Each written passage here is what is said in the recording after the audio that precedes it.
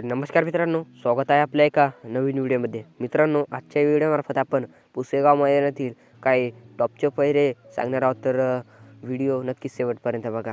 तर मित्रांनो, सर्वप्रथम तर आपला द्वादशी हिंद केसरी बकासूरचा पहिरा. मित्रांनो, बकासूरचा पहिरा असणार आहे मित्रांनो उर्मिलाताई यांचा कंदूरचा राजा. हा मित्रांनो, बकासूर आणि कंदूरचा राजा या दोघांचा पहिरा 100% मित्रांनो मला वाटतं की फिक्स झालेला आहे जवळपास. कारण की मित्रांनो आणि मित्रांनो पुढचा विषय मित्रांनो छत्रपती संभाजीनगर एक्सप्रेस लखनचा काय. मित्रांनो, लखनचा पण पहिरा फिक्स झालेला आहे मित्रांनो. तेच म्हणजे सर्जा 10-10. हा मित्रांनो पंढरीशेठ फडके, स्वर्गीय पंढरीशेठ फडके यांचा सर्जा 10-10 यांचा सर्जा 10-10 आणि छत्रपती संभाजीनगर एक्सप्रेस लखनचा पहिरा फिक्स झालेला आहे. कारण की मित्रांनो याच्या आधी पण एका मैदानात ह्या दोघी जोडीने पण गुलाल घेतला होता. तर मित्रांनो, राहिलेला विषय म्हणजे बिनजोडच्या बादशाचा मथुरचा.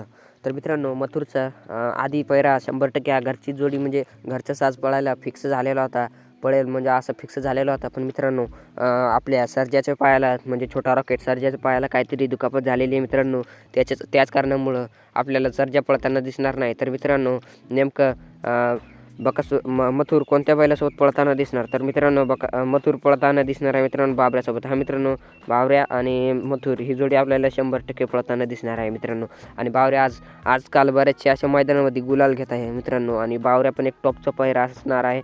आणि बावऱ्या आणि मथुर ही एक म्हणजे चांगलं टॉपचं पहिरा असणार आहे. मथुर आणि आपला द्वादशी हिंद केसरी बकासूर आणि मित्रांनो उर्मिलाताई यांचा कंदूरचा राजा. आणि मित्रांनो छत्रपती संभाजीनगर एक्सप्रेस लखन आणि सर्जा 10-10 सरकार. हा मित्रांनो यांचा तिघांचा पहिरा फिक्स झालेला आहे.